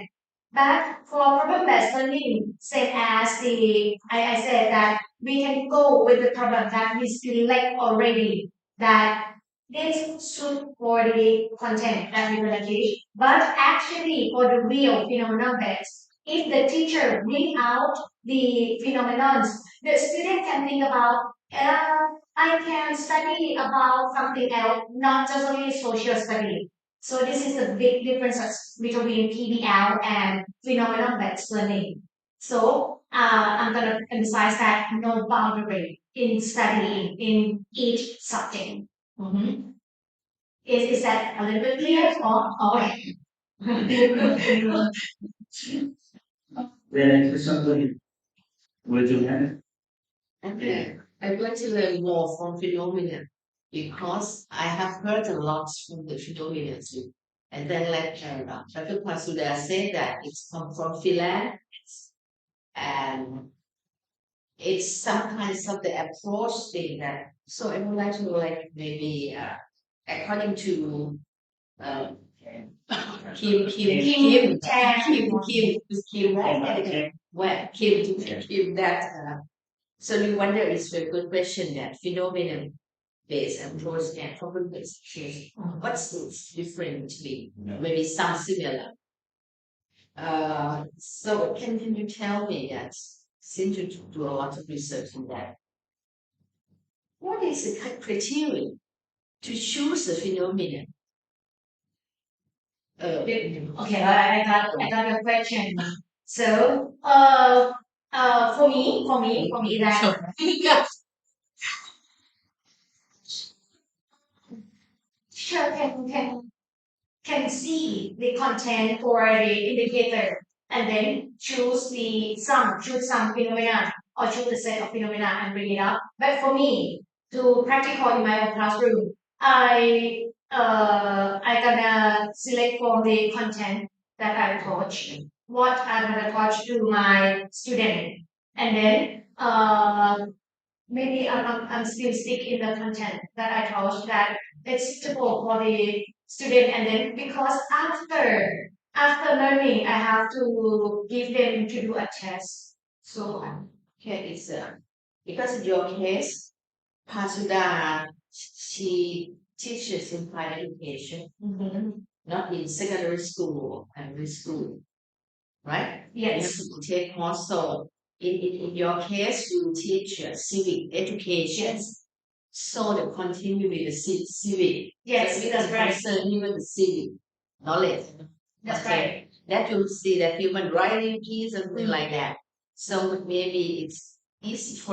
It's the phenomenon itself. Issues or problem is really. So phenomena is like some type of story or something like that. That happen. So in higher education, it is an undergraduate. But for secondary, primary secondary, maybe they have to look at the standards, right? Yes, so the standard and index for the curriculum that they have a standard one indicator, Yes, indicator, and then they have some kind of objective, Yes, learning objective, and then the content that is signed from the Ministry of Education to be to recommend that they should which standard in indicator content indicator, content altogether related, right? Yes. So it will be it's different from higher education. But when you go that civic education, so the content will be civics, peace, human rights, Yes. things like that. But for secondary, the content will be varied because in social study in Thailand, we have five stands, right? Religions, history, civic, economic geography. That's all the student in each level. For example, grade 9, okay, grade 9. So they have to learn these kinds of discipline, that history, geography, and then in each stand, right, they have their own standard and indicators and suggested content. So then they have to make the curriculum planning. But usually, Thai social study teacher or another teachers, they teach their subject according to indicator. Like, okay, this one I will teach history in grade 10. Okay, in this term, and then I'll teach geography Next semester. next semester, something like that. But usually it's not planned, in my point of view. They're not designed. It's usually planned to be interdisciplinary. So they have to get history. You do have history, geography, ethics, civic all together in grade 10. What they do not do. They do not do according to plan the curriculum and then we can plan activities. This is the problem. But they don't understand. I know because I also get involved in doing classroom research of education and even like we are social study scholar, social study educator who train the student to be teacher. But now they just do it according to each content. But usually should be interdisciplinary. Such we know that social study is interdisciplinary approach. Should be all together and they should be under the same. But okay, now all in the country do like that. So maybe it's they can apply, but in phenomena, the Finland and phenomena in Thailand, it's context. But because Finland is interdisciplinary, so they have their own, they have to plan the issue or the problem. Like if the issue of the problem, human rights in the secondary school level, they have human rights, right? So they can have a theme, plan human rights, not just only civic perspective. There can be human rights in the history, human rights in in each country that maybe in our neighboring countries or something like that. They can play with that interdisciplinary approach, and it will be a very phenomenon. Because I have to say that because I know some of the people, the staff that they come to Finland and they get the rare phenomenon from Finland come to, tell the teacher to do this one. This one is very good approach because it used apply to be active students. But I said that active, participate, active, and use a lot of something to do. But for there is phenomena like that. But the person that say because in the undergraduate level is fixed to the content. But if for the secondary school, they can do it to make for the issue the thing. So can use interdisciplinary. Should be interdisciplinary, but in this case maybe not disciplinary because it fits to the civic. Yes, that's right. That's So right. the civic, that's only civic in political action. But for secondary school, I think the social study teachers can play a lot, can use it, very variety, human rights, That can be just a civic. That can be the teachers can act more. But we stick it in this standard, should be not on the standard, but you can offer that the human rights and equality before in the history, some you can do and all. We can search for it, that I say that from our neighboring countries, something like that, and the north and east, something like that, east, west, something like that, and now what's going on. I think that it's very fun and Fun things to learn. and fun activities to do. So there is some, but for the patriot, I think that it's the same, right? For the same to choose the issues, to see the current, right? Current, Current issue or the real world the situation. current issue for the real thing happening in the society to bring something actually happening in the society come to study in in the classroom. Yes. Your comment. Comments, are there any other comments or questions? United States India.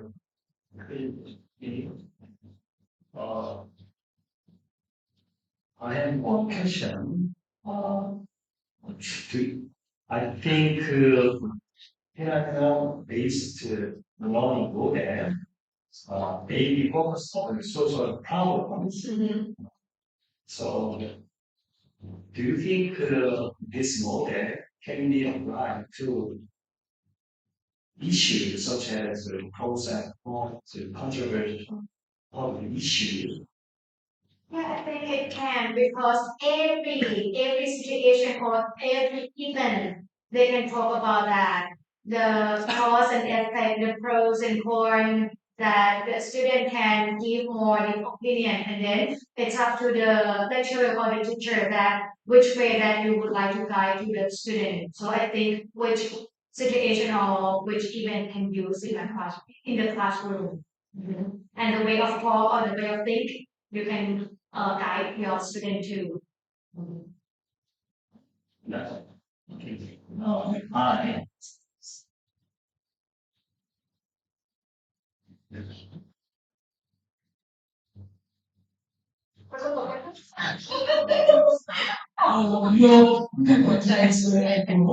For me, we can many things, but I want to know, in Korea, uh, sometimes education situation emphasize the fact-centered content. Because fact is the concrete or certainty, but phenomena is the temporality or diversity. So I know the difference. I know. So I want to know what difference phenomena between phenomena based learning and fact based learning. Maybe I don't know the difference. Yes, you told me the difference to me. I think so. So you mean that the real context is we emphasize on content, right? And the fact. Yeah. And the for phenomena Yeah. emphasize on the real situation, right? Yeah. And And maybe the difference. I don't know. I want to know the difference. What difference? let's see. The difference. This is the phenomena center based learning. Fact based learning. Maybe different. So the fact, effect. Yeah. All fact-based learning. Actually, I think, in my opinion, the fact-based learning is going to be the base for the phenomena because the student have to find the fact to build up the content, to build up the thinking, to build up the content, and then they can give more solution or more way, creativity so actually if we learn for a fact, we have a fact that if you have this program like this and this and this, but if you have a fact base, just you have more information to inform in your thinking skill, so that you can for phenomenon base, you can create more creativity ways to think to solve the problem. I think it's gonna be a little bit different, but it's really connected or related to theories. That's like, for my opinion, Yeah. that is fact, fact, Fact based. it's based on the information, content only.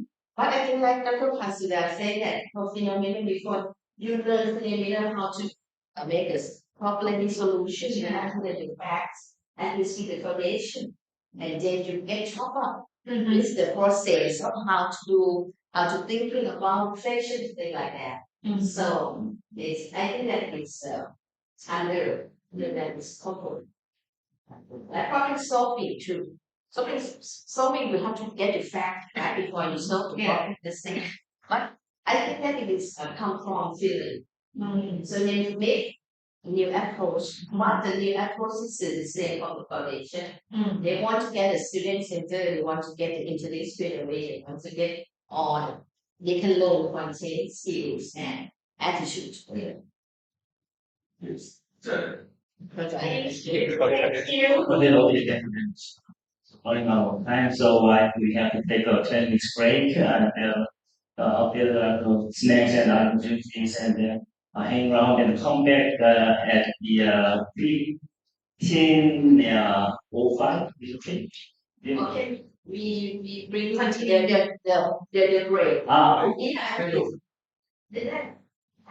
then come back and get the break, and then we can back to have here, and then you can continue set up. So you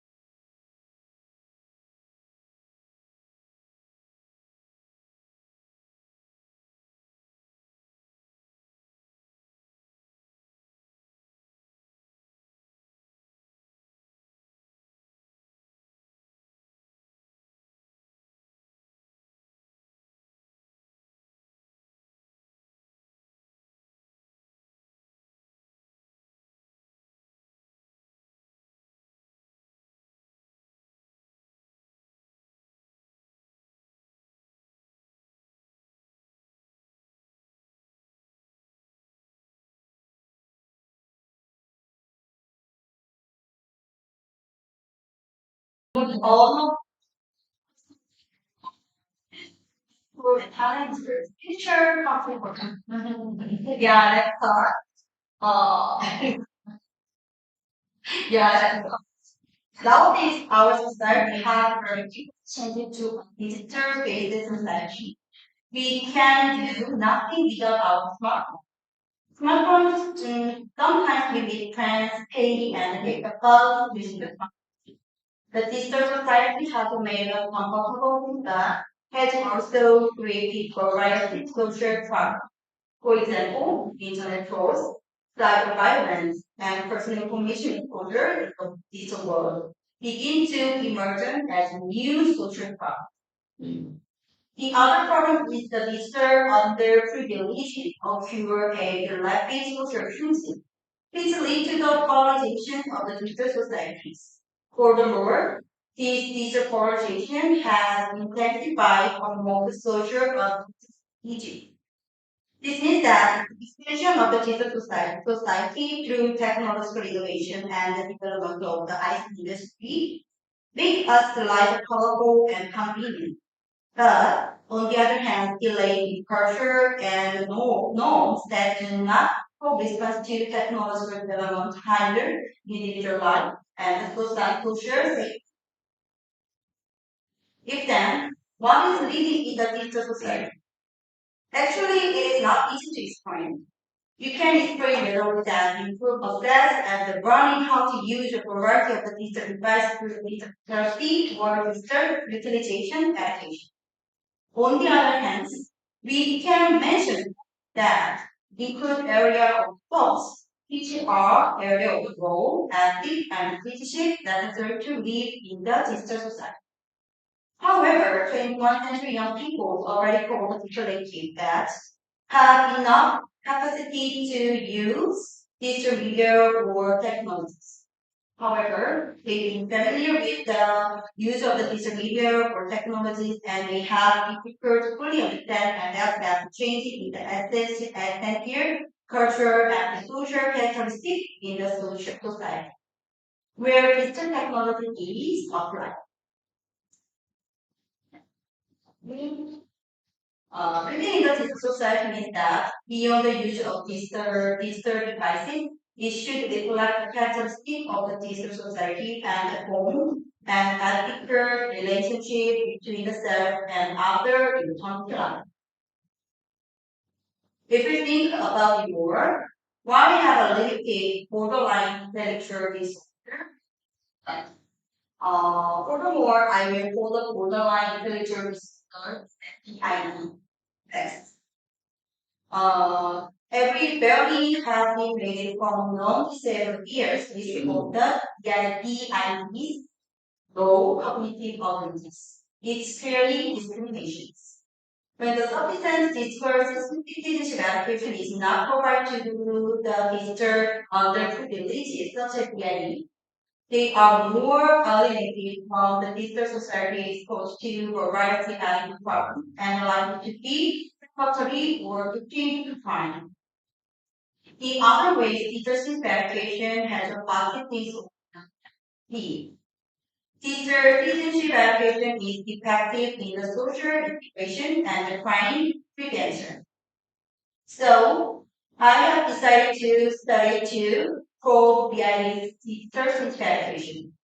My research question must be the first, a study on the relationship between borderline intellectual disorder and the teacher's teaching. Second, operating a teacher's verification program for these adults with PID to perform the units. Third, individual interview were conducted with participating. At first, what is the definition of PID? Borderline intellectual disorder have been used interchangeable as borderline level intelligent children and slow.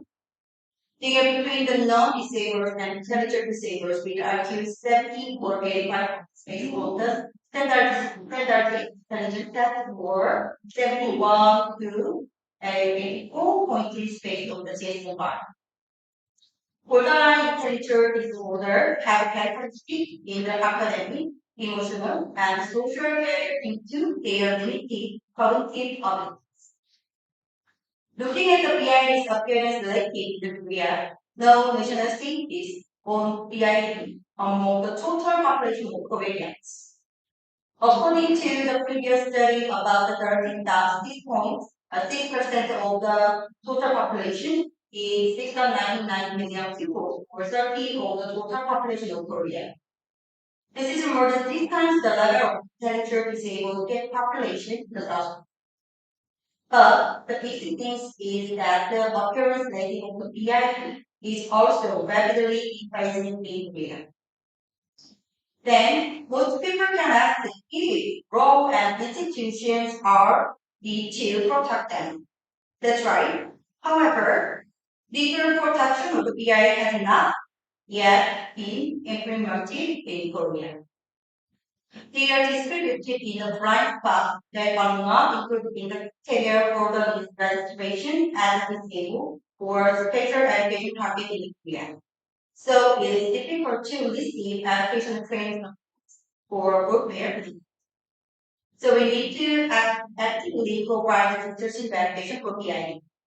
But in the meantime, society has improved digital education for social equation to borderline intellectual disorder and the intellectual disorder, cognitive activities, and behavior matters. Citizenship should be systemically educated from the early ages, not an innate ability. Digital citizenship education is a very important factor in the social integration of underprivileged. But it's not only easy. We have a lot of barriers for digital education. First, parenting attitude. Teacher adapt is good when the parents' attitude towards their children are positive and desirable. However, BID and intellectual disorder have been shown to be guided by unintentional digital device blocking and the forecast due to their parents' concern about premium exposure or overuse. And these approaches can result in distortion and discrimination in the expanding digital society. Second, expert presentation and preparation. Like previous study mentioned that research on the digital speech verification appropriate for BID and intellectual disorder is still insufficient, and in this cases of digital citizenship, there is no discussed concept in Korea, and these contents are also being discussed. However, research on the digital citizenship is underway, although it is a small number in Korea. Let's introduce my case study.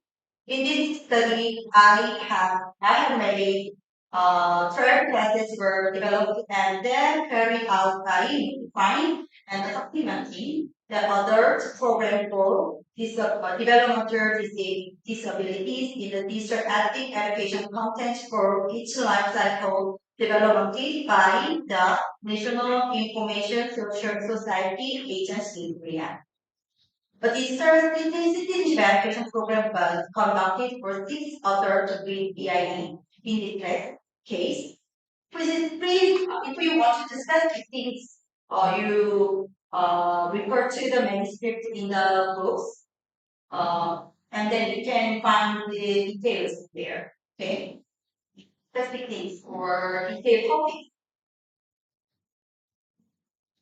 Okay, see. Looking at the impact of teachers' verification of borderline literacy. First, changing of the score of the teacher sheets. As shown on the table 3, ability present the score of teacher sheet verification. 97.2 points, and the total test score was 180.8. So actually, their they have a lot. I think that they have already very good attitude. I think that because their pretest score is very higher than others. But after study, they will be practice their ability, right? So this difference was found to be statistically significant as a distinct overall. It was found that distortion verification had a positive impact on the improvement of the digital citizenship or BID. Second, individual income measures. The leaders of the individual income conducted after participating in this program. The first, it was reported that the participants were able to fully learn the educational contents related to the citizenship through the program. They think that they told that they did is very useful their life. And the second, the participation participated in this program and said that they found that their previous actions were deviated as a research agent. Finally, most of the participation mentioned that research education is essential for adults with EID, considering that cognitive pathologized here. So it is pronunciation very hard. Deliver. It is that very easy to or how to very easy to some word that it is very easy to learn. Very easy to write. So sometimes they can't know it is Ryan. It is their catalyst. Do you understand that? Okay. So it is very hard to pronounce it. So I'm sorry. And fulfilling their obligation as teacher student and adapting to the teacher society. So my discussion that teachers verification for BID should be guided in the connect with their real proposal. Actually, it is very hard to write down because very short. They wanted to very short, so I can't write down everything there. So it is hard. But they told me all of that. They wanted to. They already know how to use mobile devices already, but they don't know how to live in the there ethic or what is that manners or something. So they don't know. But they think that it is very important. So we need to teach them and their society, their situation, in their situation. It is very important. And second thing that digital education for PI needs to be converted from device-based education to digital education. Third, the right to education of PI should be guaranteed. But given that so in Korea, many people thought that they have a peers like they have a low cognitive, so they can't run anymore like a non-disabled. So we are sometimes think that they don't have a running like a non-disabled in every result. So they have a low cognitive, so they didn't have to study math or science or other things. So we need to guarantee their education because they have a because or although they have a low cognitive, I think that. So it is special education. So and then it is a very education rights totally over. Right? So yeah, this is my presentation finished. Thank you. You very much okay,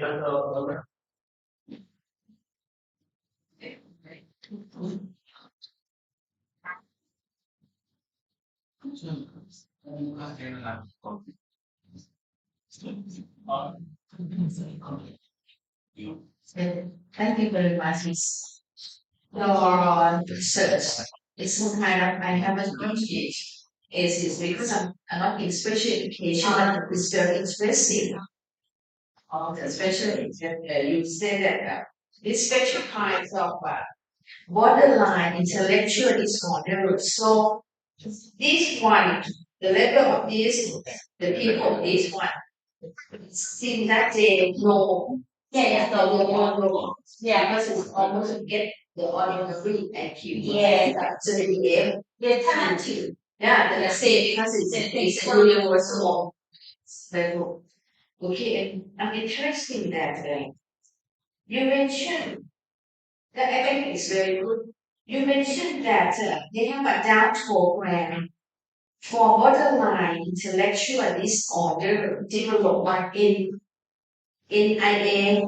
That this one you the this organ and underprivileged they take into this program, right? Yes, it's very interesting.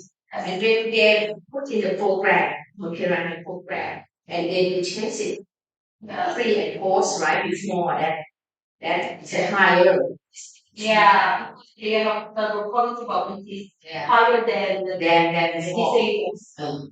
So what kind of program can you tell me the detail? What kind of program? It's very interesting. What kind of the adult program for borderline intellectual disorder? What kind of program? This is very interesting because I look at there is a lot of content. Yeah. That I myself I don't know. Yeah. Say that this order 191. The 191, 191. You see the 191. This group and there was a very things of empathy to disabled and non-disabled because it is a equal. So equal they have a they need to the equal abilities in the future society because you are disabled, you are not happy, you do not manner stuff. Okay? So everyone the same.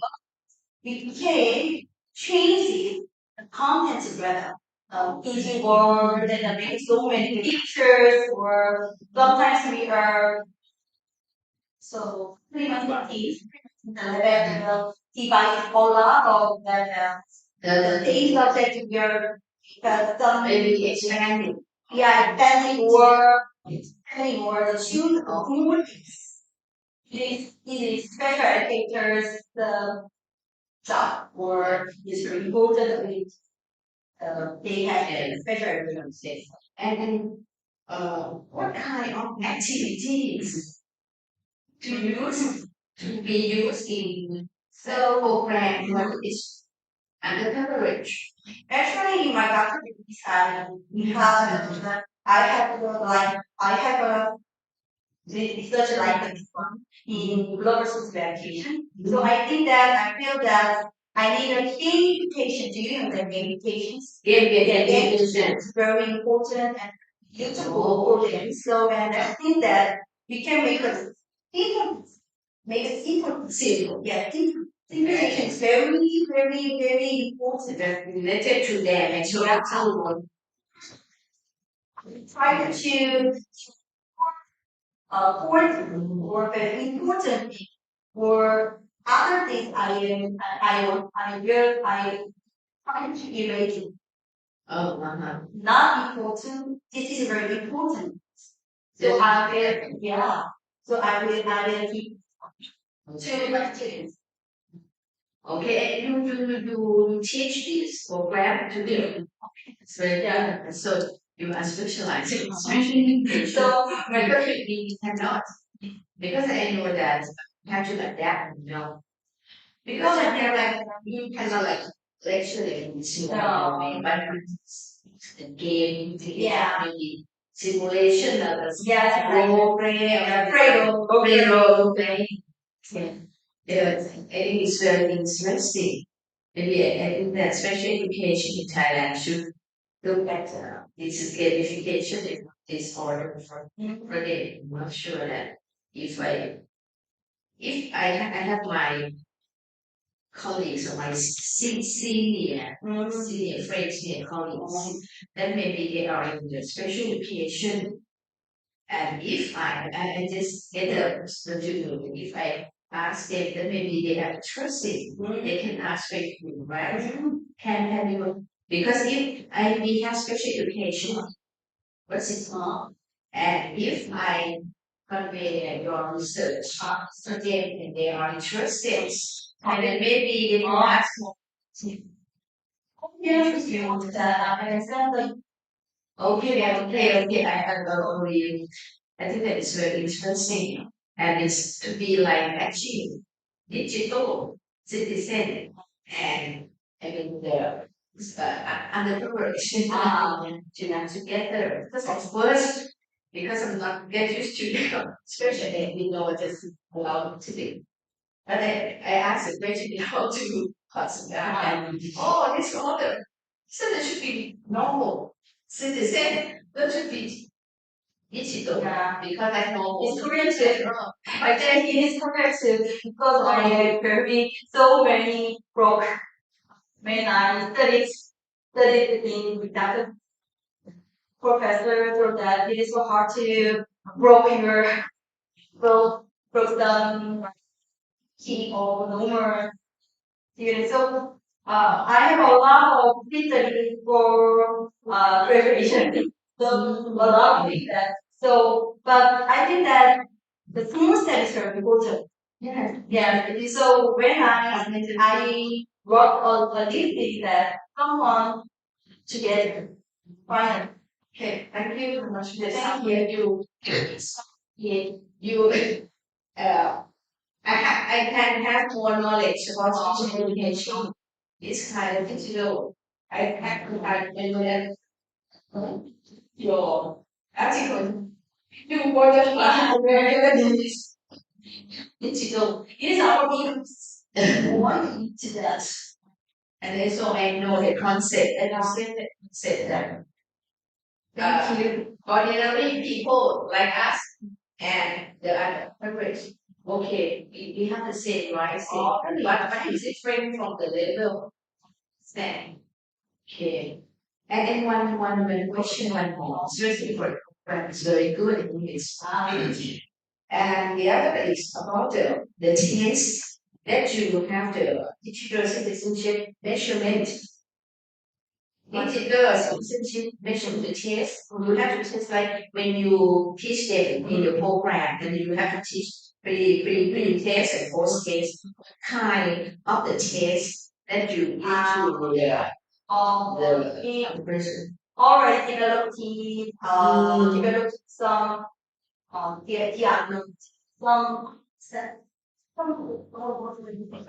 the test. Yeah,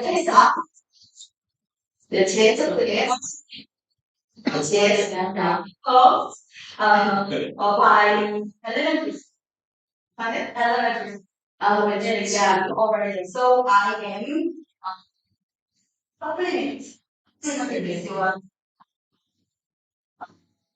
45. Yes, I make all other things for my students. So I pre-tested for pre-tested before their tests. Okay. So I have what's that? The test when you then you program. Then use this one. After this video. Pre-tested 60 borderline literature students. And how many higher or at first before they wait a minute. What a test. Yeah, how many total? Yeah, numbers of the test. How many? 10 10 items. 10 items or 12 items. Okay, that. Here's that. I before the take test 2 and then this one I apply 50 or 60 EIP students at first because it is writing more than I know that specific column. And in the test, you ask the question for them to answer all. You have the English answer. Right? Hard to number. Number is very hard. One, two, record is very hard. One, two, five is very hard. In special education, we need that smile, that simple. Sometimes it's very bad. One, one, face. So like one, perfect. They want to make understand the number. It's like children. Simple. It's nice and then you have to interview like that one. You like a quantitative test, quantitative research, and then you went qualitative. Then you said you interview the students, right? And then you just summarize. I think from the interview that you show us, I think it's very I'm impressed with the answer. They know a lot because they are borderline. So they are very daily life. They have and so for them in daily life it's easy to sometimes we don't know they are borderline disease when they are talk about because of their daily life is pretty. Okay. Thank you very much. It's very interesting. And I pray a lot. It's special education and they know a lot that we benefit some understanding Usually like that. No restriction patient. Like that, with that. But in this case, it's difficult to understand is the privilege. I don't want to introduction. Yeah, yes, thank you very much. Thank you.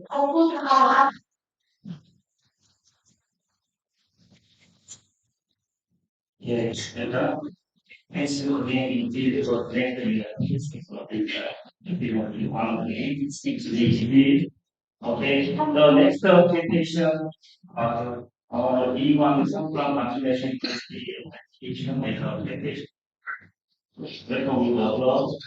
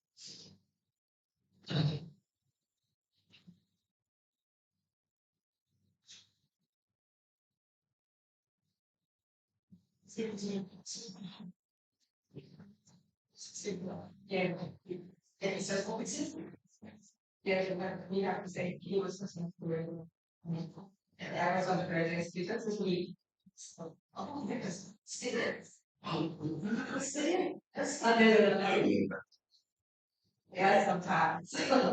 Yes, but he then I was like very school and now I got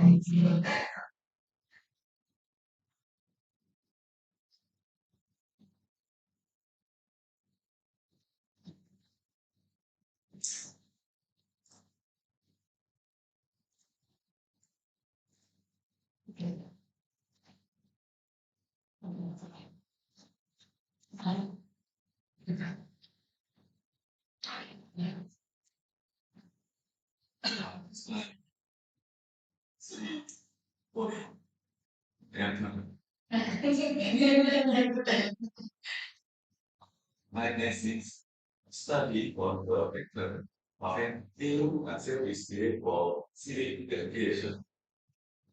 I say you school life, school low high service. I often see the students very high. So instead I emphasize for service of student.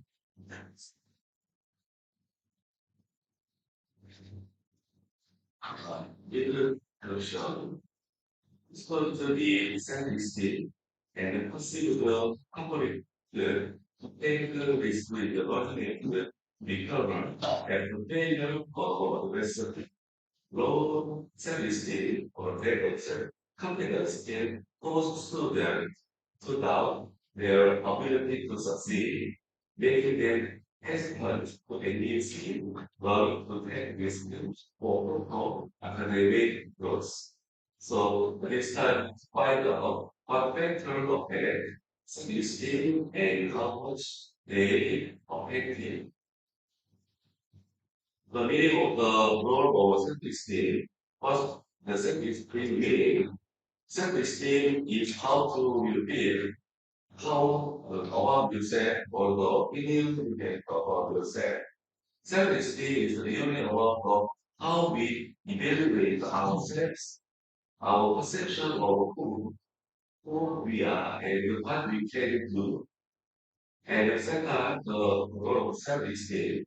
Self-esteem is an objective psychological construct because we predict certain outcomes such as academic achievement, happiness, and satisfaction.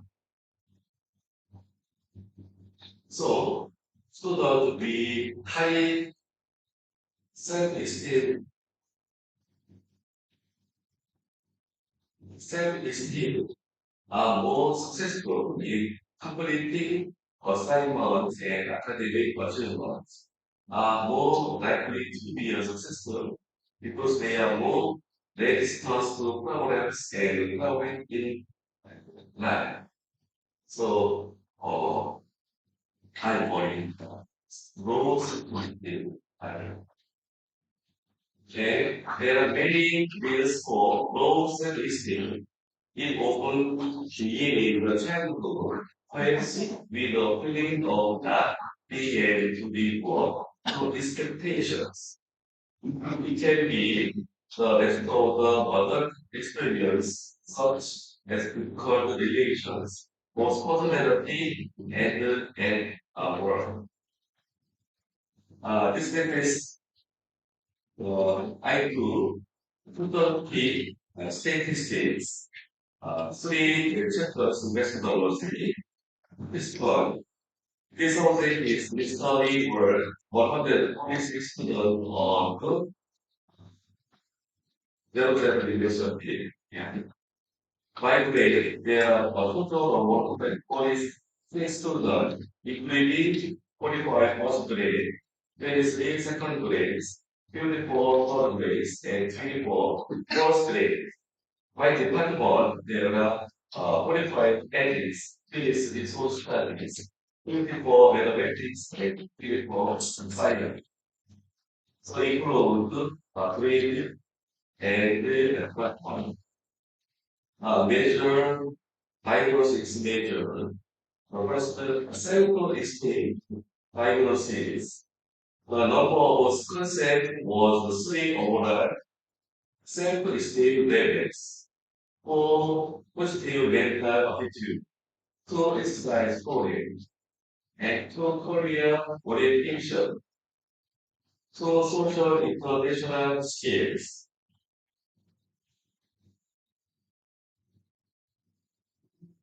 3 authority training.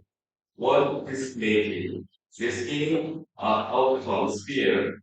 3 goal setting strategies. 2. Personal appearance sample agency 2. Public speaking training 1. Professional skill 1 for education. 1. For speaking tradition 1. Professional skills 1 for education. 1 for balance reading. 1 for awareness of non-formal facilities.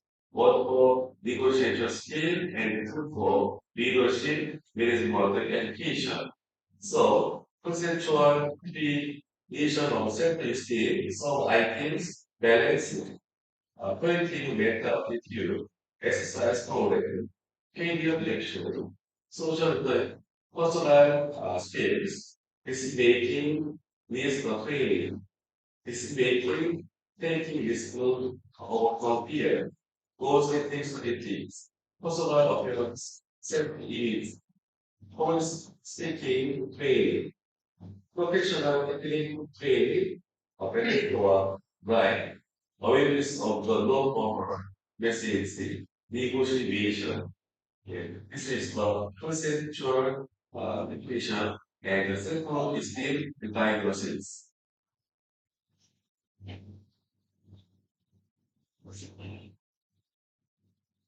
And 5 point recurrent scale. For the sample state analysis tool, the 5 point request the scale of the sample weighting equation was used. So the statistical analysis data percentage was analyzed using the SPSS 27.0. First, the general characteristic of the subject was analysis to descriptive analysis. Subsequently, factor analysis and reliability analysis were conducted to compare the validity of the diverse state tools will determine the reliability. Exploratory factors analysis was conducted. The third method, multiple regression. Multiple regression analysis is the technique of identifying the relation between one or more dependable variable and one dependent variable. In other words, as a result, predicting the change of the other variable use several variables that affect the change of the dependent variable. It is the most representative method of analyzing tendency relationship. Chapter 4, Network analysis. Uh, this is the global alpha 0.734, maybe 73% is very high. Reliability rate is very high. So, correlations that is verified, we verify too high uh, balance and misleading. Point 949 and balance and calculation 0.424 and balance and leadership 0.99449 and balance is the positive medical attitude 0.456. So balance is very related to uh, decision making. So balance is related to decision making is very high. And then I make the regression analysis. Table 4 is between the variable dependent tested. So very high exploration power here. So 0.993, 99% exploration power power is 99. So one factor enhance the very powerful impact to other factors. And ANOVA analysis for central state, this is the very significant 0.000. This is very significant. And then table six, let's talk the multiple regression analysis on central state.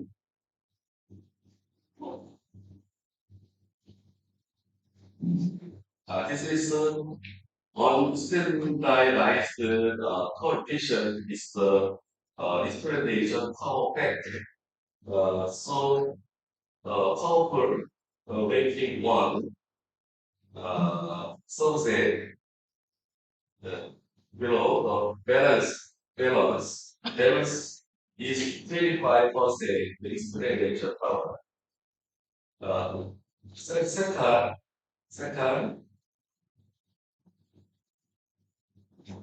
positive method altitude, the 15% explanation power, and third, distributing 0.148, 14% explanation power, and leadership 0.128, 10% explanation power. And five, career direction is going towards the 10% explanation power. And all significant is 0.000, 0.000, 0.000. So very significant.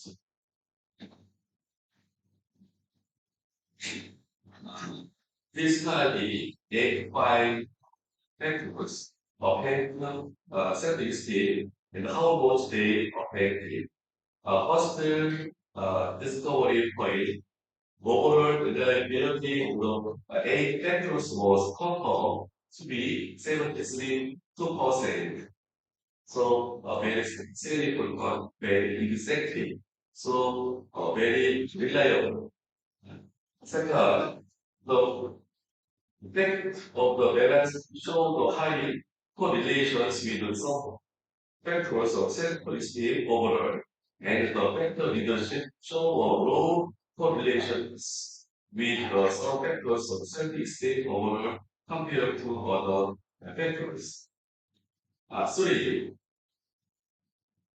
the explanation power of this model was 98.6%. This 9.46% is very explanation power, and this model was statistically significant. First, Bayes was found to be statistically significant that had a statistically significant value effect on the statistic rather than on the values. In other words, Bayes have the positive impact on the self-esteem. The implication for application through this study is this is as follows. First, it can be seen that three motive factors that increase in self-esteem are that this is valuable are very relating to development of each individual and society. Second, the three motives defining characteristics are independent and affect self-esteem. Lastly, since this study was conducted with a focus on a specific region and subset, it is difficult to generalize the method unconventional. Therefore, it is expected that follow-up student targeting various region and the generation will continue. Thank you very much.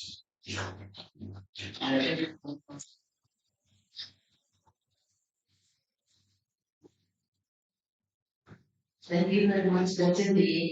It's very interesting to do some just like multiple regression is a high level of analysis that I don't, I'm not expert in that. But I think that you are expert in statistics. Right? So thank you very much. And in your research, self-esteem is very important, right? You say that it's very much important for learning, right? Yeah. It's very important for learning. Yeah. And how are the components of self-esteem? The component by five eight factors or that to be in self-esteem. How many components in self-esteem? So there are a lot Yeah. sub components on the ball spectrum.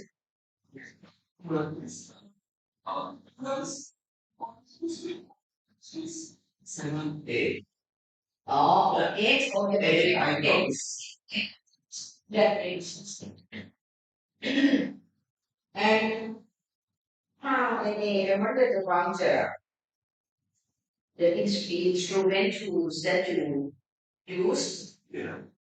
to test self-esteem that you use by Likert scale, right? Yeah. And how the test, how you use the content of the test, how you use that they can check by the Likert scale. What's kind of a test? And you should please tell me what kind of a test. So the right now on the I process history paper very low like one. Yeah. Moderate table low like two. Accuracy like three. Moderate table high could be the percentage this is the same accuracy. This sentence is like good. Although moderate English is good, moderate equals high. Yeah, 1% providable percentages. And like for balance, so they have to check. You have the sentence, what kind of sentence, and want to know what kind of sentence that when you read the sentence, and then you can check, okay, that 1, 2, 3, 4, 5 per scale. So what sentence that can be used that is cover the factor of the self-esteem. Yeah. This time I will show the pictures and papers. Maybe parents, do you study one in school, out school? Yeah, parents. So in each of the self-esteem, you have 8 factors, and each of the factors, like for balance, you will have an indicator that you show. Okay, 1 to 3 is the balance, and you use the question. Okay, thank you very much. I think it's very interesting for the instrumental research. Yeah. Thank you very much. Thank you very much. It is very hard to answer. I think it is very important when we doing our research and want to have objective, and then you get the instrument research to match it with what we want to know for the patient, and we get the patient directly. And one thing that I would like to know that, can you suggest for the teachers if they look at your research and they say that the CFC is really important. And one thing that should show me that's the balance. They have the score, right? High score for self-esteem, right? That balance. Yes. So and then the leadership, I'm not sure that is score. And from your research, can you suggest the teachers to use the research result into their classroom? Yeah. How they can use the research in the classroom? I think this is not to balance because it's a balance. Mostly, maybe teachers need to know this result. So first, teachers. So teachers know this result, and they can teach proper education to students. Okay. So, first, there is tricky document you visit. How to factor the teachers know the and they just adopt to flexible learning. Yeah. So, firstly, teachers know this method. Okay, for that to be to know the foundation the students to the esteem so they can all man their this is something like that according to the students' self-esteem and yeah, Actually, yesterday, we saw the Nasi was school. Nasi was high school program. Yes. How about the race, the second stage? Yes. Yeah. All the three high school. How about the UD? Oh, yes. I have local police and the social so police yesterday getting high school for students exclude us they are and this is the fully related to the statistic statistic as high school student teachers how how raise the statistic to us yesterday yesterday yeah. and how can you raise self-esteem? You have to raise about Related related it's I think it's a better education. Sometimes it's not to teach self-esteem or better education directly. It should be like accumulative things on that, but it's very interesting and the teachers, also just the teacher should know esteem to be the foundation to be planned for the student. Okay. Yeah, thank you very much. oh welcome back